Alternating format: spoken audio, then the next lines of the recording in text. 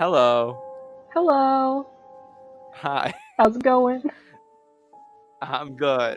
What's up with you? For everyone listening, this is our third take or something like that. So that's why we're so giggly. It's so hard to say the word hello and hello, Andre. Like it's Exactly. really difficult. Shannon, what's up with you? What's new? Hello. Oh, okay. I have to up my popularity here and just be like, I'm going through changes. I'm not just doing nothing anymore. I've been eating a lot of chocolate, and Mm-hmm. when it wasn't pouring rain and storming, I was actually going outside quite a bit. So I'm kind of living like a dangerous life right now in my early 20s. Like, Mm. everyone should just be super jealous. Interesting. I know I'm jealous. You do have a good amount of free time that I wish I could have sometimes. So honestly, kudos to I you. wish I could have your money. It just I sometimes feel like the flying money emoji, like the one with the wings, I the bills with the wings. That's what it feels like sometimes. don't know if that's Um. good or bad. Oh, okay. Hi everyone. This is important to me, so I'm gonna bring it up. So, for those of you who don't know, Britney, Britney Spears' dad is sick, and he's been in the hospital for a while. And I guess I just found out today Britney Spears is so distraught over this that she checked herself into a mental health facility, which I have thoughts about it. One, it's something that you mentioned, Shannon, which is that it's good that she did it of her own volition. That's very admirable. But two, um, while she's in this facility for 30 days, her dad's still gonna be like, I mean, excuse the crudeness, but like dying at the hospital. So I don't know if she should have checked herself in now. To be very blunt, like if the guy's gonna die soon, why not wait till that to like break down? You know what I mean? I kind of see what you're saying, but maybe it's just we don't really know her, so maybe she literally can't handle being in the same room with him, and that's why she checked herself in because it's just too much for her. Yeah, Maybe she wants to spend that time with him, she just doesn't know how. yeah, Or I mean, we don't even know. I don't know what their relationship is. I don't yeah. know if you know what That's it is. So Yeah. I mean, they're fairly close. They're pretty close. He's been her kind of like basically she has a manager, but for anything else the manager doesn't do, he's like the secondary manager basically. He's also her I forget the word, but she's in this she's her conservator, so she's in a conservatorship where her money is handled by her dad, because since like her 2007 meltdown, like the court was like, you're not stable, so we need someone else to like manage your finances. So her dad does that too, so they're pretty close. okay. Well, I mean, I hope the best for her. I hope that she is able to get through it. Yeah. So that's what surprised me, because they're so close that she's gonna um, check herself in into a mental facility instead of spending time with him. But I mean, if it's really hard, then yeah, I understand. Um, you know what I don't understand? Or what I don't know, are we getting domination? So, for those of you who don't know, Britney Spears, I mean, if you don't know this, are you living under a rock? Hello. But Britney Spears had a biggest residency. It was called Piece of Me. She had it for almost 4 years. And just as that was finishing, she announced her new residency called Domination. And then, just as that was about to start and thousands of tickets had been sold, she was like, sorry guys, I am not performing Domination. She didn't say the words cancel on her statement. She just said that if she was not gonna perform it. She also didn't say the words postponed though. And she said she wasn't gonna do it because her dad had fallen ill. So that was when he was just falling ill, and it's been months since then, and we don't know if she's gonna be back. And that's like such a selfish thing to say. Like, Britney Spears' dad is dying, but where's the tour? So yeah, that's what's on my mind. This is spooky. I feel spooked. What if we never get domination? I know. Is this the dimension that we're in? Why couldn't we get a better dimension? um let's see what else. I bought tickets to see the new Avengers movie when it comes out on April 20 something, 25, 25th. um so opening I night. mean, why are they doing pre-sale? I mean, I guess a lot of people want to see it. I'm personally not a huge fan of the Avengers, just Uh-huh. in general. I don't like superhero movies that much, but I'll probably watch on Redbox. I don't think they're the best thing ever, honestly. I'm just doing it for the hype. Like, I find that depends on the movie. If it's a drama, I don't like people talking. But like if it's an action movie or like a horror movie, there's nothing like experiencing with people in a theater. It's like it's fun to see their reactions Right. almost. So I guess that's why I'm doing it, because I know there's gonna be a bunch of like fanboys there, and it's gonna make the experience interesting. I'm going with my brother, who definitely likes the movies more than I do, so that's gonna be cool. Um, but yeah, and I've also like, I don't know when's the last time I was at an opening night, so that sounds like fun. So yeah, I try to buy those for like some time, but the AMC app crashed for like a whole day because there were so many people trying to buy tickets. And sure enough, Sponsor us, AMC. What's I know, up? hello. Sure enough, when it was my time, like the IMAX 3D showing full, the IMAX showing full, the real the what was it? The Dolby Cinema showing for the 25th, all full. So I had to go for Oh, like a regular wow. 3D, just like a regular 3D room. Yeah, it's pretty crazy. First Anyway, world problems. I know. Shannon, if you don't have anything else, let's get spooky. Okay, so everyone, we're talking about something very dear and close to our hearts and close to our reproductive systems today. What is it? Literally. It's aliens. So I actually went a different route, which, like I said, I think I already suspect what you went with. I don't know what you went with, but I went with the route of UFO sightings, and kind of assume that's what you did as well, because we did encounters last time, I think. So, and the topic I chose is very information heavy. So I'm sorry if it sounds like I'm reading a lot. It's just that I kind of am. Like I took a lot of notes, and a lot of this came from the Wikipedia page and just like all these facts. And I think the facts are what make this so interesting. And like obviously, I'm the skeptical one, so I love me a good fact. So, are you ready, Andre? I'm ready. Okay. All right. So today we're talking about the USS Nimitz UFO Incident. Um, yeah, I mean, it doesn't strike fear into your hearts when you hear that title, but are aliens even that spooky? I feel like when they're probing you, they're spooky, but if it's just like a sighting, maybe it's not that spooky. So I don't know. It's fine. So in early November 2004, so this is fairly recent if you consider 15 years ago recent, which, I mean, last time we were talking, we were both sort of in the era of like 40s and 50s, I think. Uh-huh. So 2004, a guided missile cruiser called USS Princeton, part of Kamer Strike Group 11, which is a U.S. Navy strike group used to maintain sea control, had been intermittently tracking a mysterious aircraft on an advanced Yeah. AN/SPY-1B passive radar. This radar is a part of one advanced combat system with 360-degree views. So even though the topic is kind of based around the USS Nimitz, which is a different cruiser, it all begins with the USS Princeton, so I'll be talking about their ship and what they saw on their radar originally. So, Navy Chief Petty Officer Kevin Day recalls 8 to 10 radar traces of objects traveling south in a loose but fixed formation at 28,000 feet in close approximation to Catalina Island off the coast of California. So he's seeing 8 to 10 traces of something flying through the air. And yeah, I mean, they're in a boat or like a ship, so they aren't like visually seeing it because it's so high up in the air, but they see it on the radar, so they're not sure what it is. So he is, quote, startled by their slow speed of 100 knots. So 1 knot is equal to 1 nautical mile per an hour, so this is what they would use in the Navy. So the objects themselves, they were only going about 100 miles per an hour. I kind of want that to settle in. That sounds kind of fast though. 100 miles an hour. Okay, well think about it this way. Like our cars, I mean, when you're driving on the freeway, you have the option to go 100 miles per hour, right? Like normally we wouldn't. Like if you're speeding like a crazy person, maybe 95. But for an airplane to be in the air, they cruise at around 460 to 575 miles per hour. Oh, never mind. Yeah, so that's actually really slow.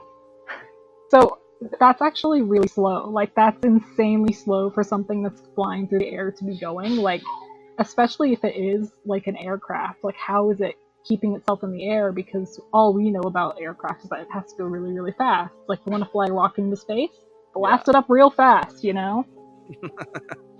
So Kevin Day received confirmation from other radar operators on other vessels of the presence of the objects as well.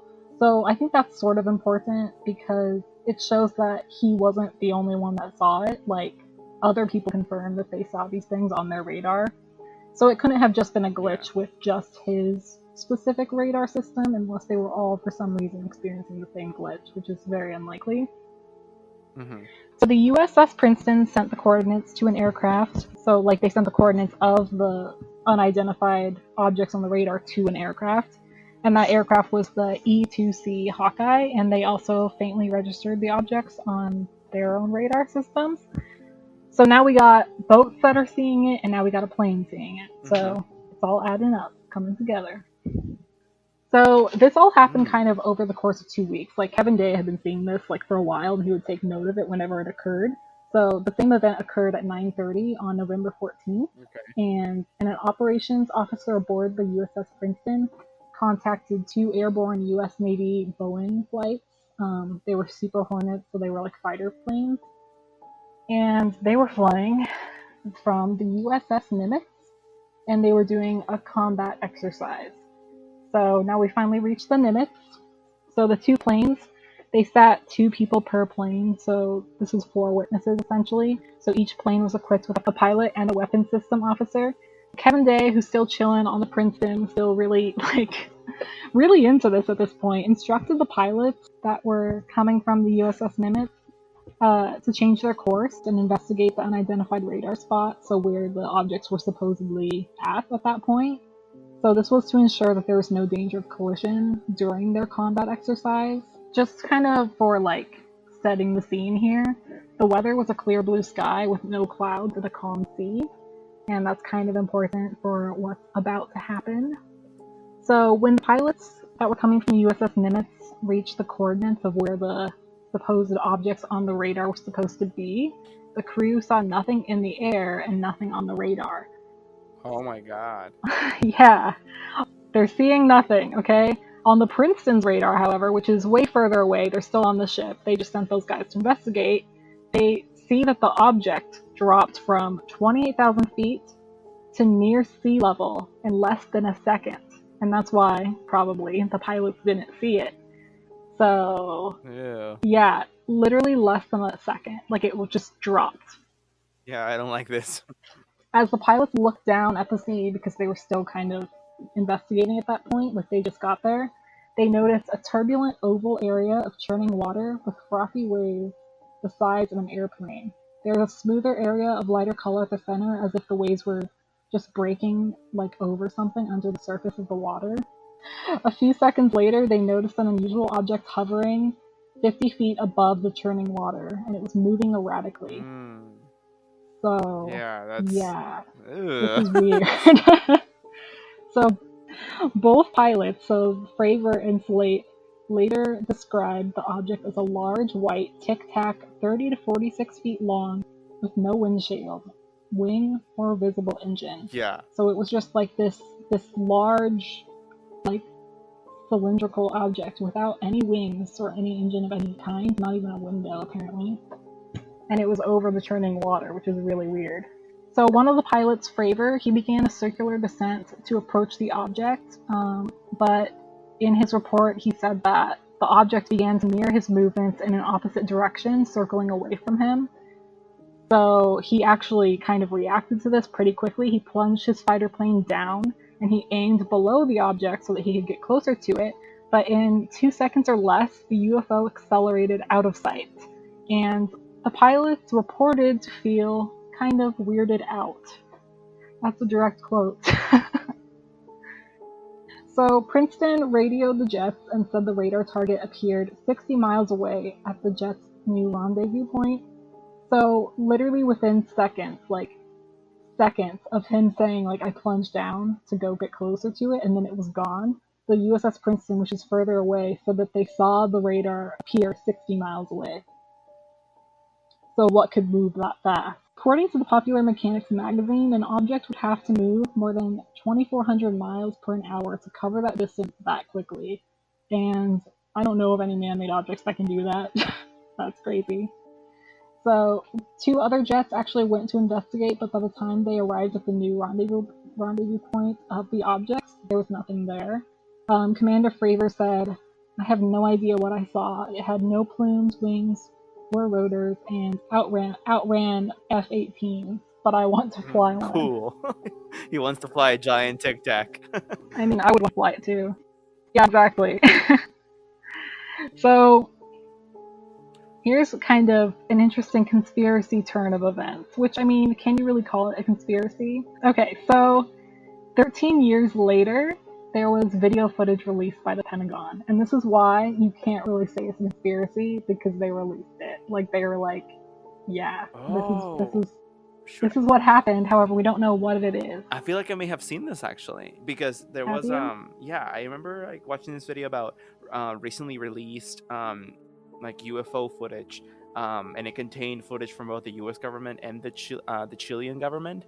Well, go ahead. Okay, this actually is recorded by a second team.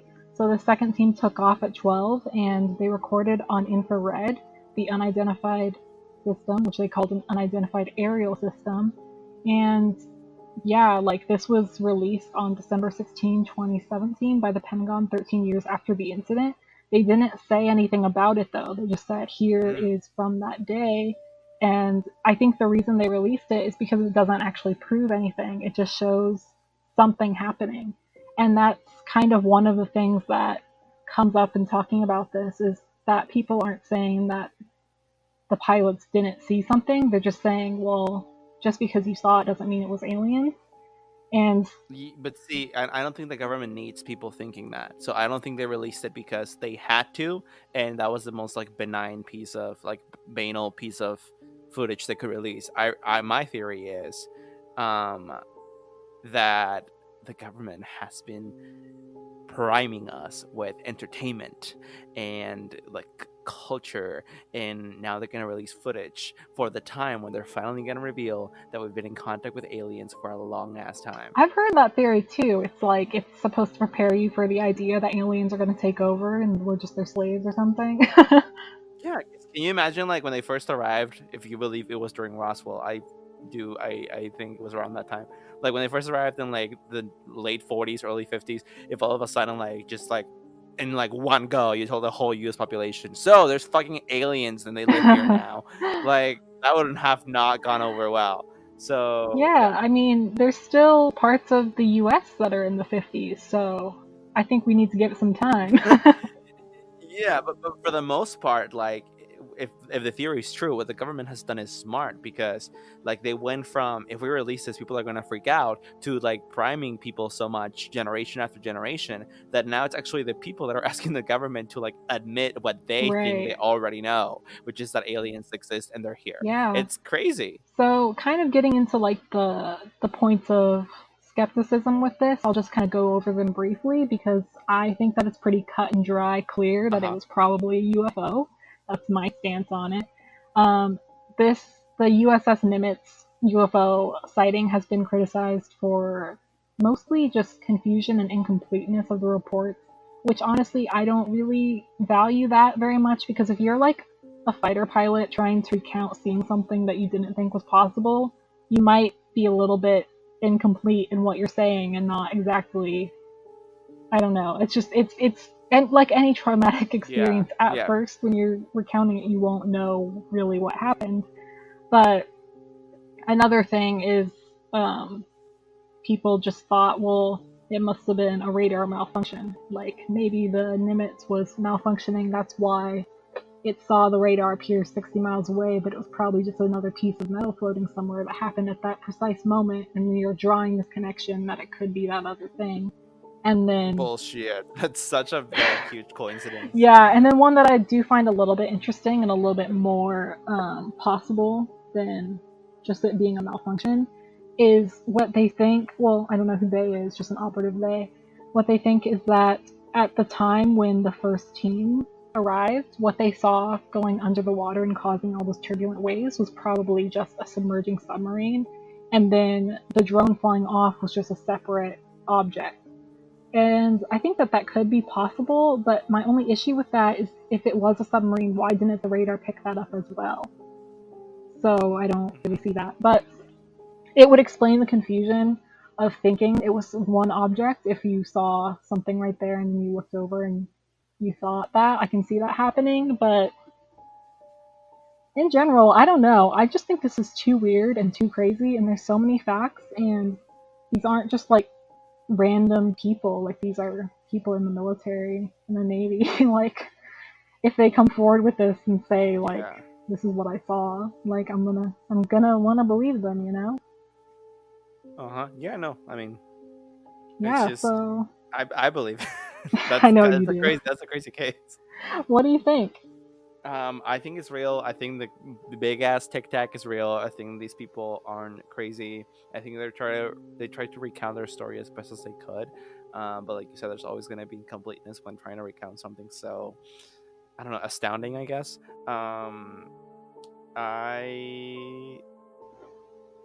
I again wonder why the government released the footage. Like, I gave you my theory, but like, I don't know if I believe that like 1,000%.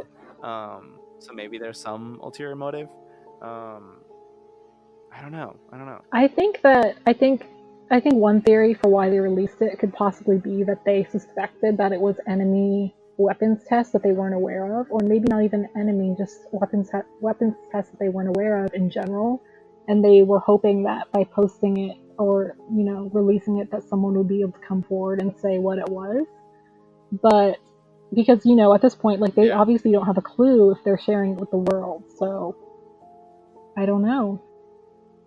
That's possible. I want to ask you something. Do you think that aliens live among us? Like, do you think that?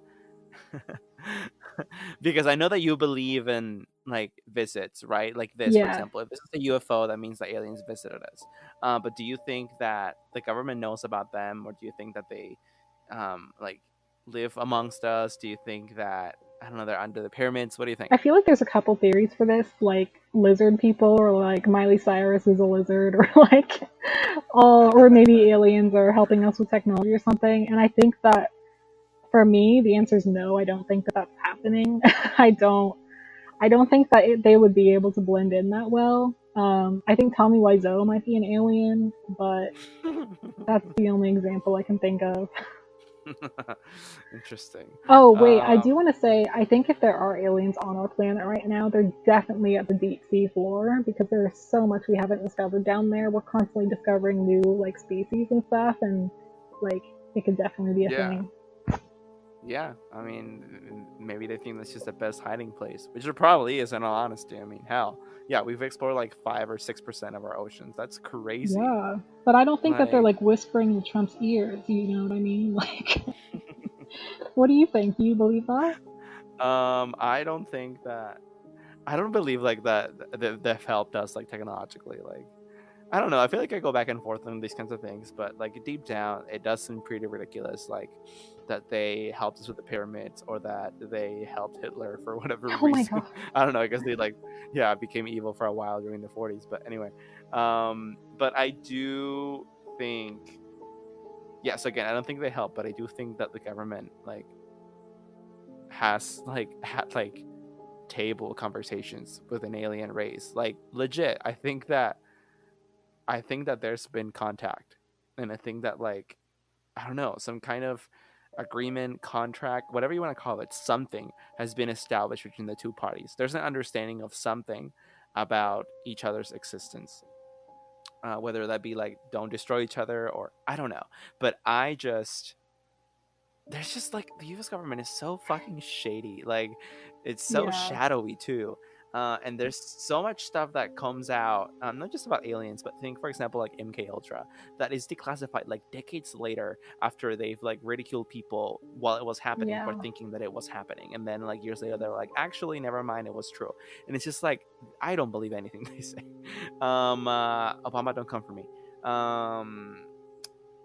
But so yeah, that's what I think. I think that there's way more to the story. I think there's a lot that we're not being told, which I guess connects to the priming theory. Like if there's a lot that we're not being told, maybe they do intend to tell us, just in a very slow manner, in a very controlled setting. Controlled as in like once they tell us there won't be panic, and one way to do that is to like make us accustomed to the idea of aliens. So like that's what I think. I think it's all like pre-planned. Like the government's smart, they know what they're doing, they know, I don't know, but I'm smarter and I know they're hiding something. I do like to think of that, because it's kind of a conspiratorial wormhole where you can kind of just delve into, well, anything is possible. But then again, I like to think of that one theory that I don't know if like who said this exactly, but it's kind of like comparing humans to ants, where if you walked past an ant, like you wouldn't even think about communicating with it because it's an ant, So why would they, like, if they're this advanced species, like they're not going to stop at the ant planet,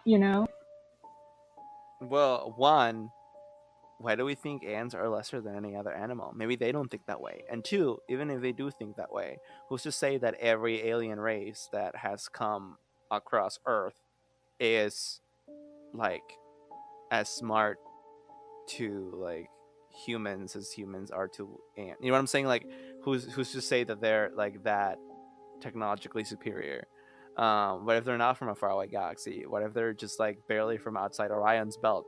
Yeah. You know what I mean? Like what if we're not ants to them? What if we're more like ferrets? I don't know. Like you'd kind of stop and like caress a ferret. Maybe that's what they're doing to us. So I don't think. Yeah, they just want to pet us.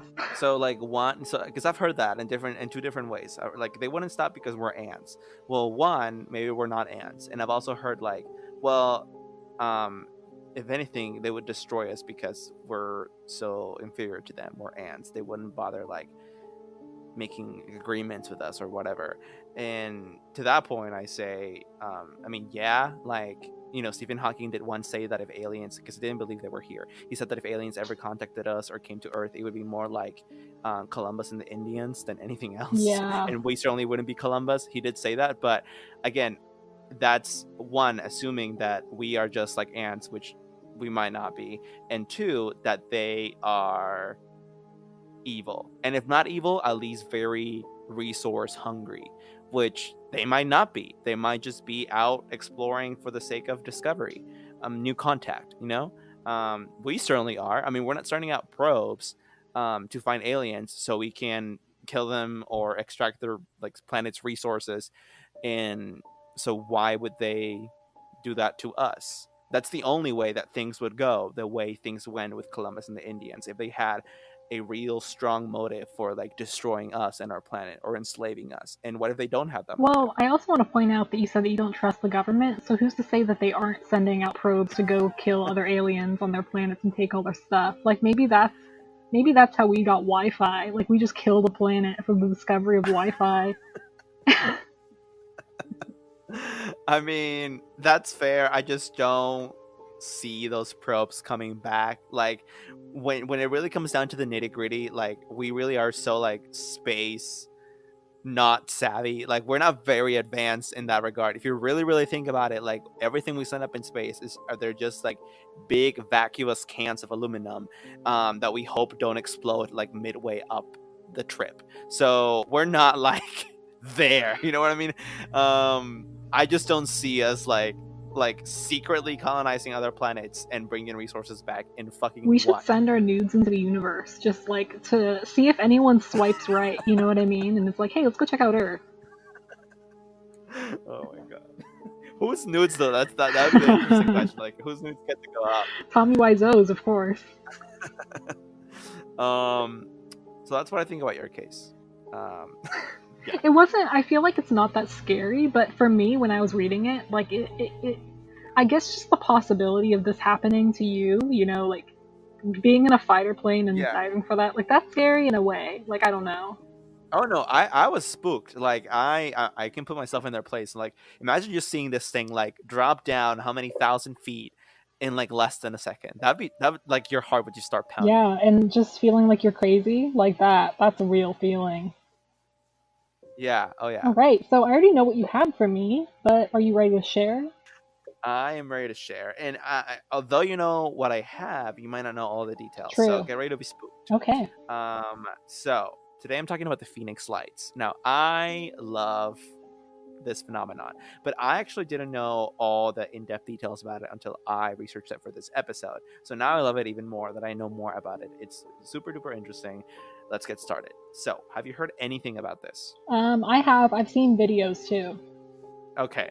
So the Phoenix Lights, they were, I guess I should characterize it as a series of flying objects of UFOs that were observed over. It's called the Phoenix Lights, but it wasn't just Arizona. It was Arizona, Nevada, and the Mexican state of Sonora, actually, all on March 13th of 1997. So the reason I was hesitating on what to call it is because like there is technically two sightings or two big events that happen that night that aren't necessarily connected, but they're both really creepy, and like ergo people are like, well, they must be connected, but I don't know if I believe they are, honestly.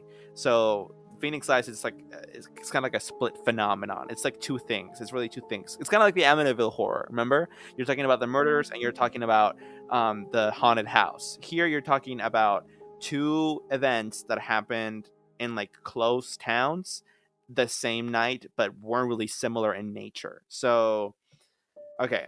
So what's the Phoenix Lights? So, lights of varying descriptions were seen by thousands of people between 7:30 and 10:30 Mountain Time in a space of about 300 miles from the state of Nevada through Phoenix and then to the edge of Tucson, Texas. So, um, and the reason and the two events that I mentioned are as follows. So, there was first a triangular formation of lights that seemed to pass over the state of Arizona.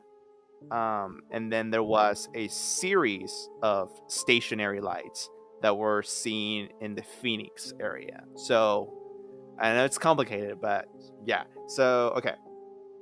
Now, the initial reports. This is interesting. So, at 6:55 p.m. on the 13th of March of 1997, a man reported, and this is from the article, a man reported seeing a quote unquote V-shaped object above Henderson, Nevada. So he said that it was about the size of a Boeing 747. That's his quote. And that it sounded like rushing wind. And it had six lights on its leading edge. And the lights allegedly traversed northwest to southeast. So just trying to paint a picture here. Now, there was a police officer in a nearby town to Henderson, Nevada, that claimed to have been like watching the stars outside of his house, and then around 8:15 p.m. he saw this cluster of reddish lights in the sky. And he said, quote unquote, they comprise four lights together and a fifth light trailing them, and that each of the individual lights in the formation appeared to him to consist of two separate point sources of orange light. So, okay, I'm gonna pause. This is a complex picture, but basically, they're how do I explain this? So they're basically seeing you know what a carpenter square, oh my god, I can't talk, a carpenter square is like this tool. It's like a V-shaped ruler. Yeah, so they were basically seeing that in the sky, but like fucking huge, and it had lights on it.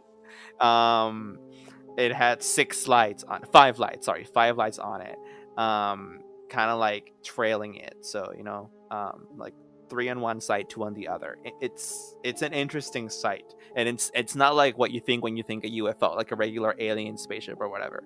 So anyway, those were the initial reports. Then there were more people who saw this in the Prescott Valley in Arizona, and then there were people who saw the same thing in Dewey, which is close to Arizona, around 10 miles. And then the first sighting from Phoenix happens. So, oh, actually, before I talk about that, I mentioned that there were sightings in the Prescott Valley in Arizona.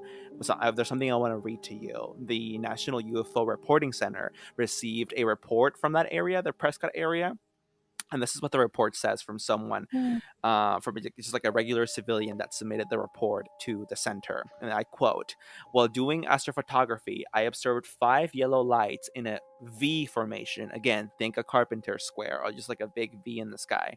Moving slowly from the northwest across the sky to the northeast, then turn almost due south and continue until out of sight.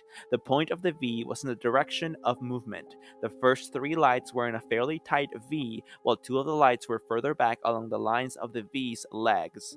During the northwest-northeast transit, one of the trailing lights moved up and joined the 3 and then dropped back to the trailing position. I estimated the 3-light V to cover about 0.5 degrees of sky and the whole group of 5 lights to cover about 1 degree of sky." So the fucking lights move, and this is why this is not a spaceship, because the lights move independently of each other. They just happen to be in a V formation.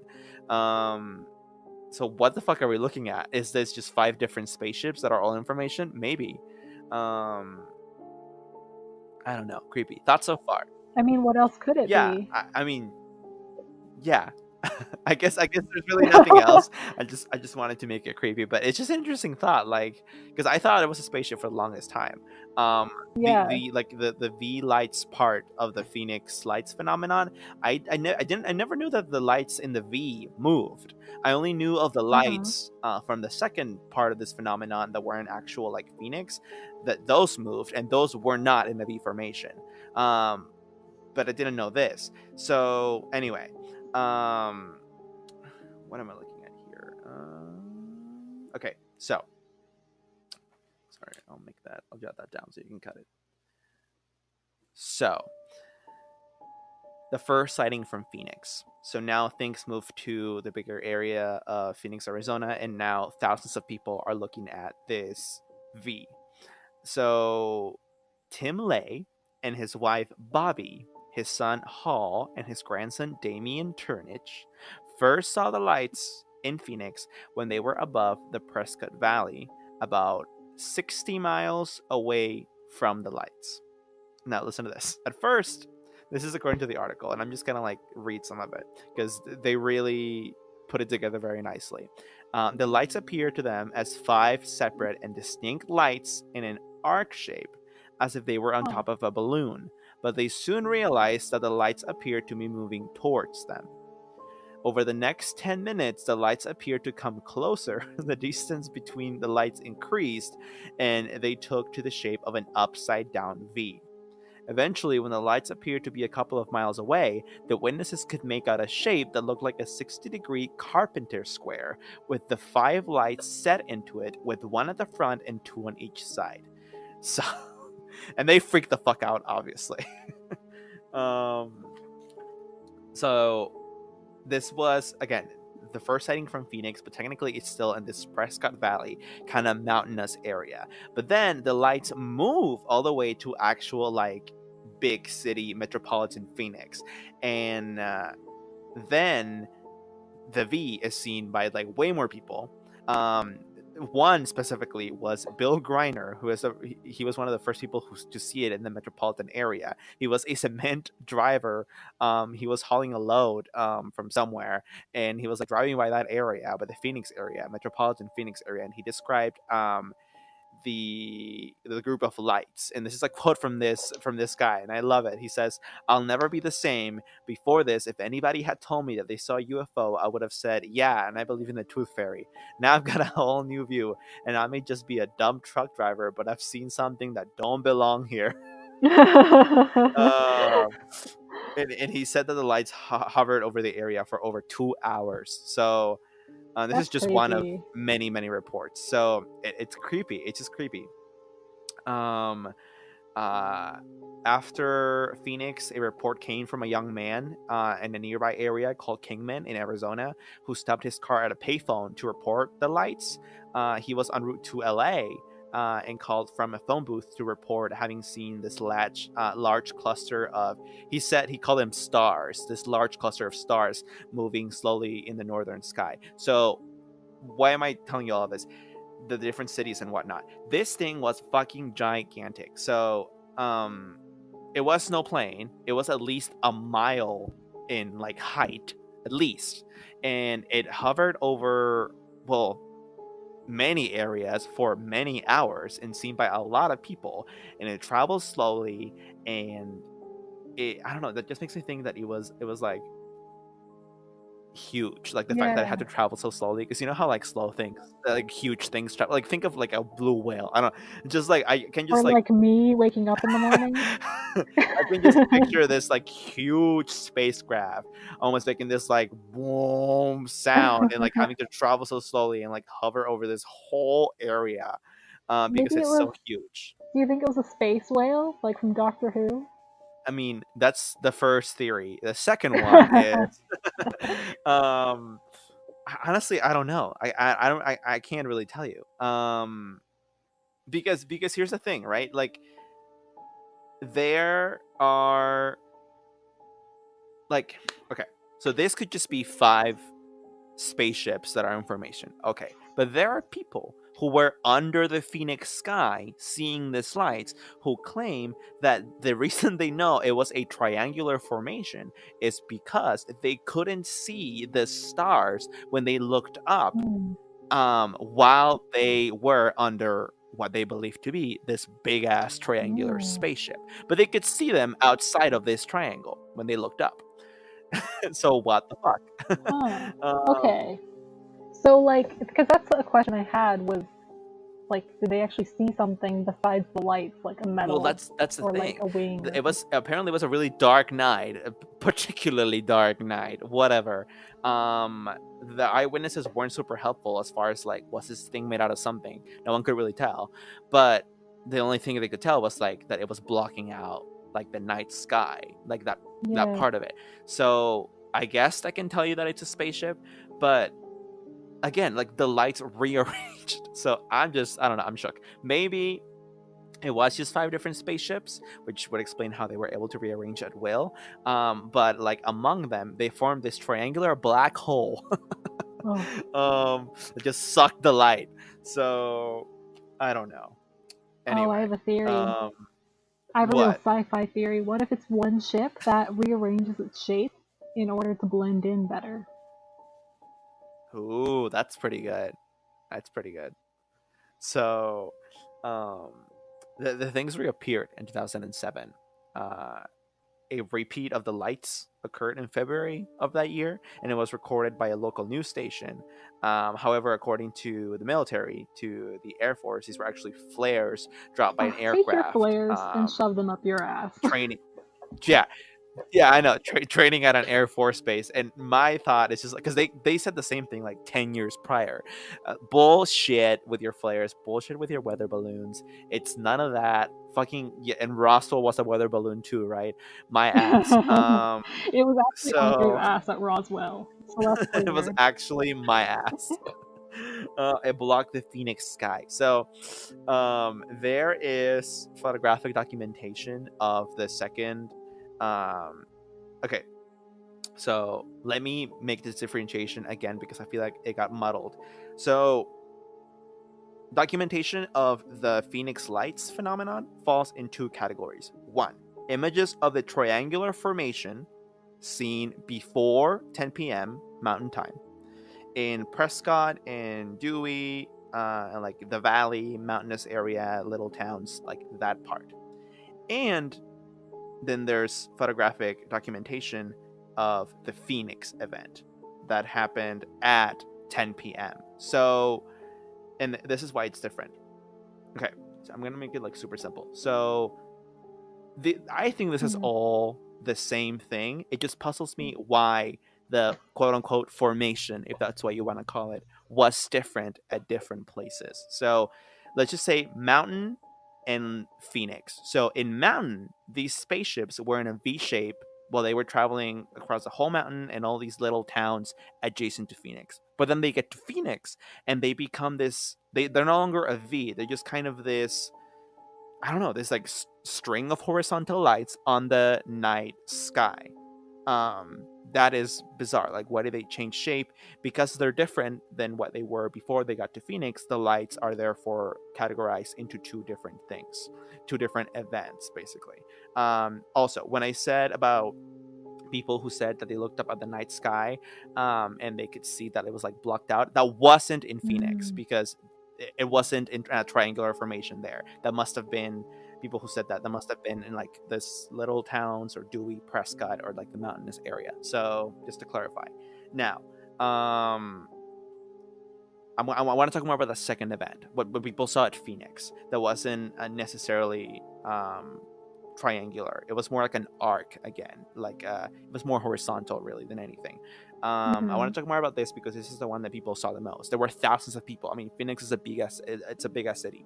There were thousands of people that saw this. So the most frequently seen sequence of like photographic evidence shows what appears to be this arc of lights appearing one by one. Again, there's video of this.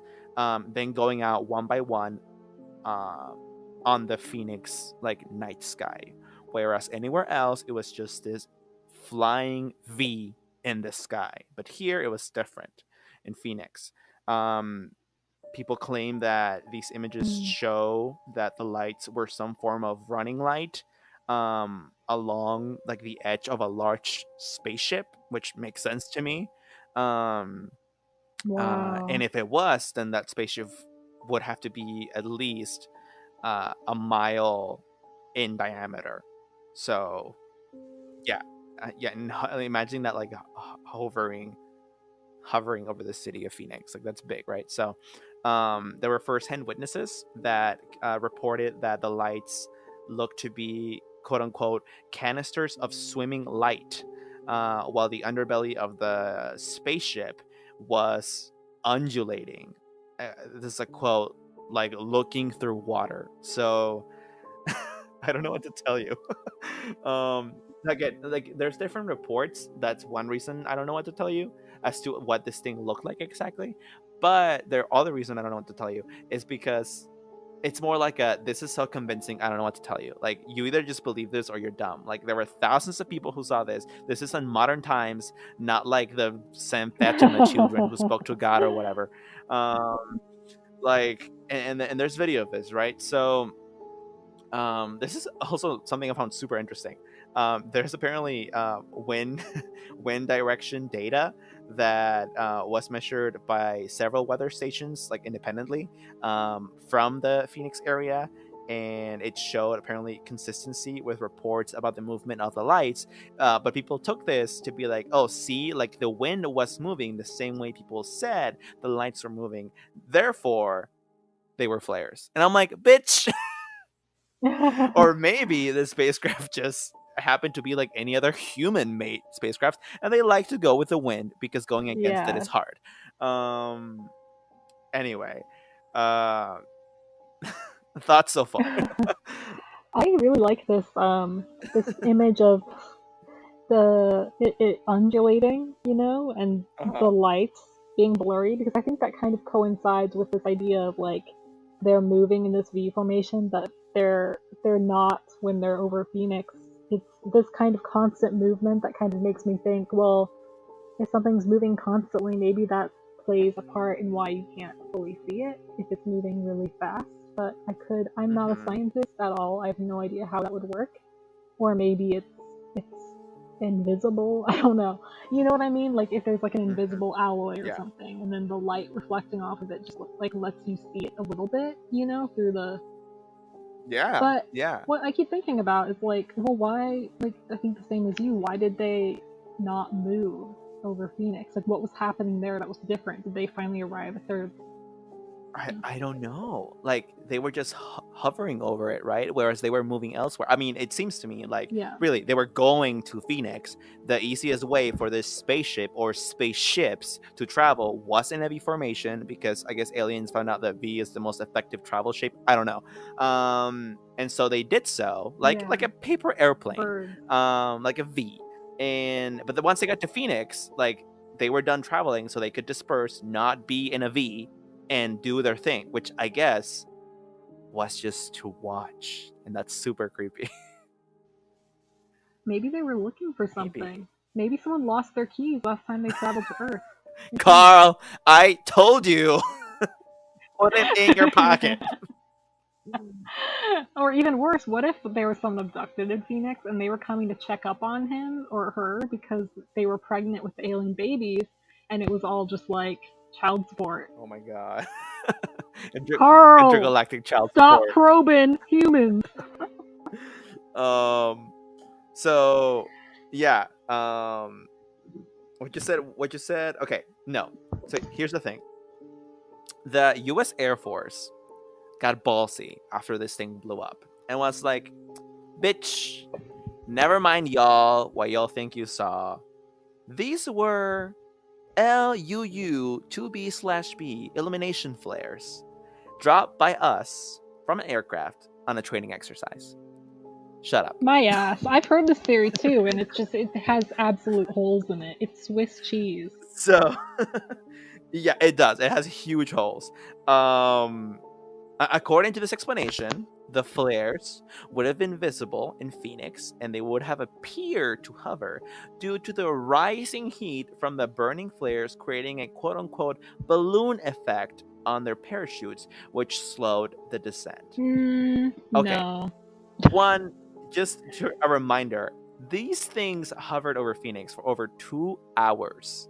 So, unless these people love fucking, just no, like these weren't flares. No. There's no way. There's also other reasons why, like there's other reasons why this is so unbelievable, but I don't know that like I want to go into all of them because just the first statement itself is already like ridiculous enough to me.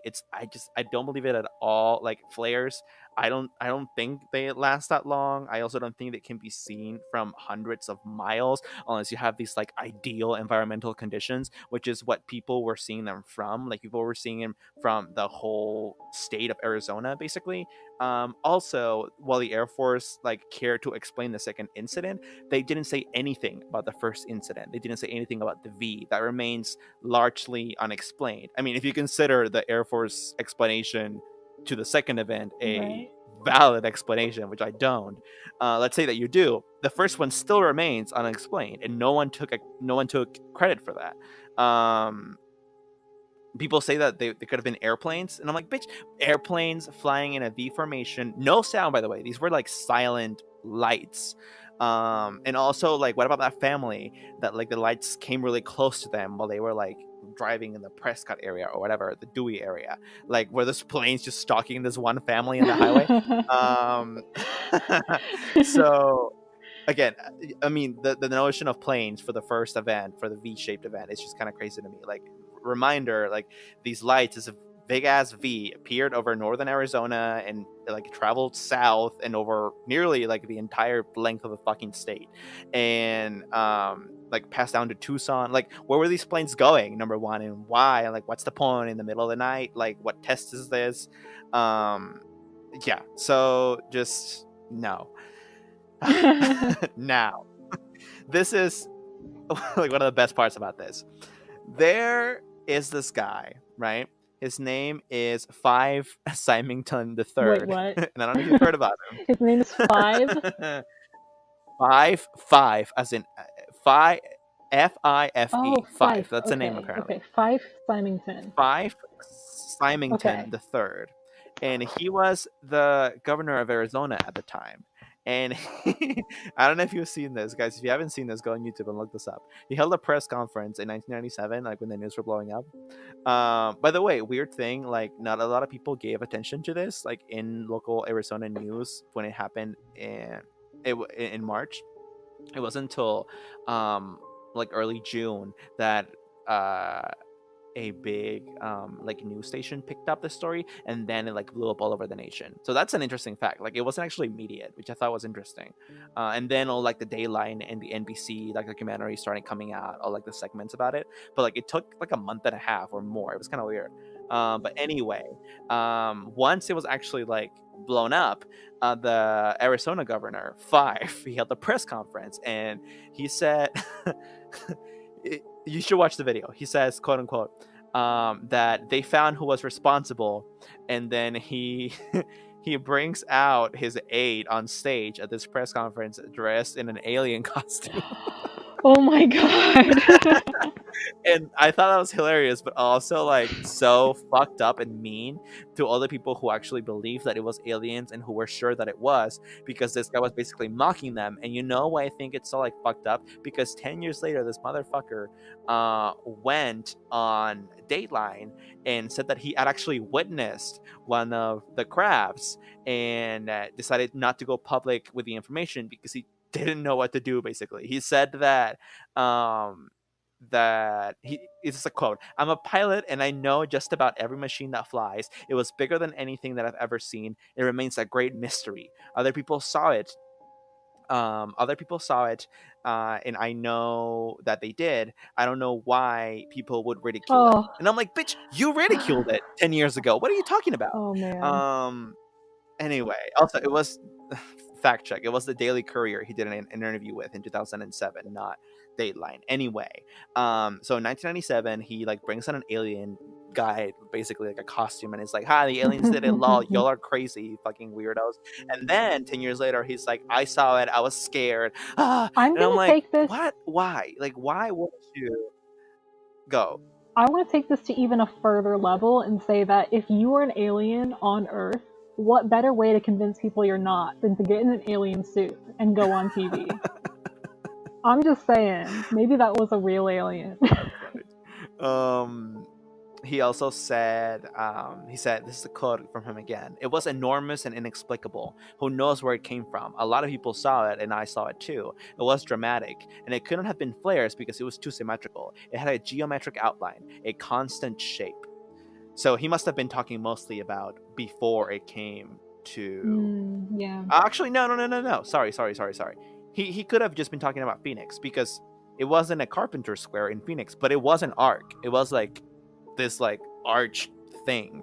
That's a geometric shape. So anyway, like then I read more about it. I guess I understand why the guy didn't go public with it and he decided to like ridicule it instead. It's because he was scared that he himself didn't even know what to do as like a protector of his people, and it's because no one was telling him anything. So he says this governor, like, years later, during these interviews, he mentioned that he had requested information from the commander of the Luke Air Force Base, which are the people who were like, "It's flares," and that the general, so from the Air Force Base and from the General of the National Guard, as well as the head of the Department of Public Safety. He had requested information from these three sources, but none of the officials he contacted had an answer for what had happened. And he says that they were also perplexed. So no one knew what the fuck was going on. He then, during this interview, was asked again about flares. So I just want to clarify in his comments about flares, because I think they're really interesting. He really discredits the whole flare theory. This governor said that as a pilot and a former Air Force officer, I can definitively say that this craft did not resemble any man-made object I'd ever seen. And it was certainly not high-altitude flares, because flares don't fly in formation. Bitch, come at me. So yeah, last thing he mentioned, which connects to the whole like no one knew what the fuck was going on, or did they, is he said during an interview that he contacted the military and he asked them what the lights were, and their response was, quote unquote, "No comment." He pointed out that at the time he was the governor of fucking Arizona, not just some like dude. And the military was like, "No comment," and that was a quote. Like, so, wow, yeah. You know what I mean? Like, it's not like he's summarizing whatever they said. They literally just said to him, "No comment." That doesn't sound like they don't know what's going on. That sounds like they're hiding something. Um, that's what I got. I don't know. Like this whole governor thing was really interesting to me. It was like a nice like bow at the end because this is a person who's credible and he was made to ridicule the event probably by like his higher ups because they also didn't know what the fuck, or he was like maybe they did know but they pressured him into like making the people think that nothing had happened. But then like he comes out with the truth like years later, and I'm like, see how you can't trust Yeah, anything. yeah. I don't know. It's pretty fucked up. I definitely buy into this one for sure. I don't know how much I um buy into the ones over Phoenix, but the V formation's weird. mhm. Yeah, the V formation is weird. Um, actually, why don't you buy were the ones in Phoenix? It's not that I don't buy them, it's just I don't buy them as much, and I don't know why. I feel like, I don't know. I'm just Okay, not no, that's fair. 100% sold on it, I you think know? did the Air Force convince you it was flares or something? Did you fall for the trap? No, not that. It's just I don't know. There's just something so like weirdly simple about it. Like it doesn't feel. Hmm. I guess I don't know. I don't get it. Honestly, Shannon, like go fuck a weather balloon. I don't want to be your friend anymore. The Phoenix lights are So real. is this the last episode? Like yeah, people said that too. Like, oh, it was like a weather balloon. I'm like, you and your fucking No, I weather don't even balloons. think that. I think maybe it was. I don't know. I don't think that I could find an explanation, but just the fact that it doesn't seem to hold much like form the same way as the other ones, it Hmm. makes me feel like maybe it's just something else. Hmm. And that Oh, doesn't mean it's not extraterrestrial, just not. I don't know. I forgot to mention by the way, like the way these lights disappeared once they were in Phoenix. They were there for 2 hours, and they didn't like because you know how they were like kind of flickering like on and off, like Yeah. almost as if they were like some kind of mechanism on the side of a spacecraft. Bitch, they didn't like flicker out of the night. After the 2 hours, they went up in the fucking air and disappeared. Wait, what? Seriously? Yeah, yeah. Wait, So the ones over Phoenix? yeah. Oh, okay, yeah, never mind, I'm sold.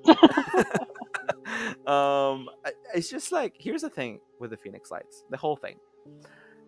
Why are there people that still don't believe in aliens? Actually, rather, I understand why, actually. I totally do. It's because these are the kind of people that listen to official reports and they kind of stick with that. And if anything, it's because it's scary to think that your government doesn't know what is going on in your country. So, like, of course, you're going to want to believe what they tell you. So, I understand why people don't actively believe in aliens, but there's still people who don't do that. But, like, aside from the reports, like, why isn't this even bigger? Like, why isn't this still being talked about today? Like, people just forget that thousands upon thousands of people just saw all of these lights that night. Like, Well, I feel like, I mean, I think the I don't know. reality is that people get busy with their own lives, and our lives are really boring, but they take up a lot of time. Like for you, like you go to work every day, and then you barely have enough time to come home and eat. You know what I mean?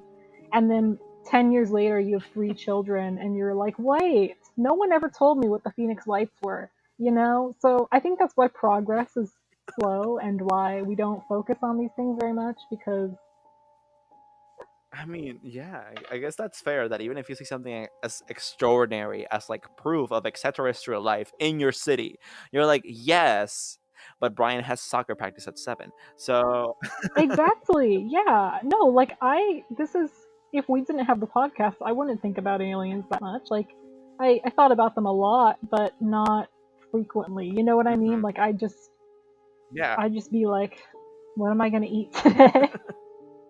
I suppose it's just a human condition. Yeah. um, If they had like killed a bunch of people that day, I think we would definitely Yeah, like talk that, about some it. War of the Worlds shit. Yeah, Yeah. yeah. Um, wow. That's what I got. I love this case. It's one of my favorite like UFO slash alien cases ever.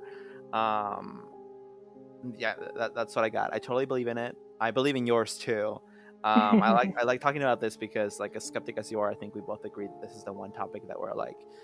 I mean, even if we don't agree on whether they're here, we definitely think like they exist, like they Yeah. visit. Um, yeah, and that in itself is like spooky enough. Like you know what I mean? It's so foreign, and we don't know. much about it, but they're here, like they're visiting, they're doing things. We think they probe people, like ugh. I kind of like the idea that the answer to a mystery is normally the simplest one, and in the case of aliens, I think maybe the Phoenix Lights were a bunch of alien teenagers after prom going and partying over Phoenix, and then they just left after they were done getting drunk. um It doesn't have to always be diabolical, you know? um Sometimes, you know,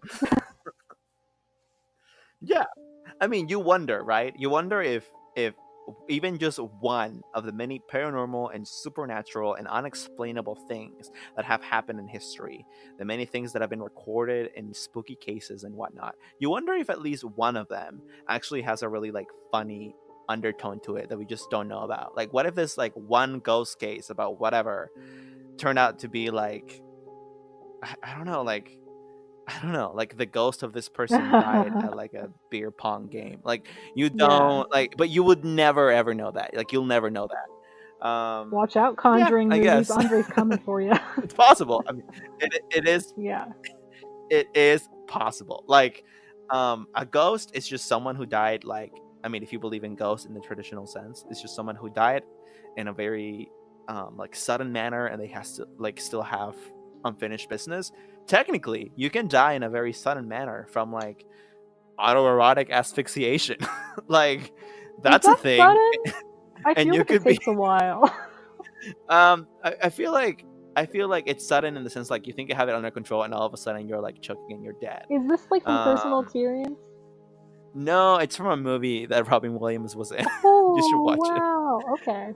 Yeah, he's not the one who dies, by the way. Okay. It's a kid from Spy Kids, but still.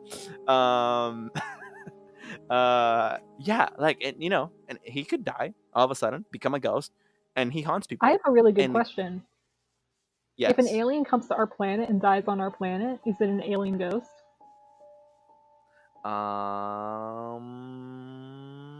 yes. But what if they don't like share the same religion or something? I don't know. Well, again, like we don't even.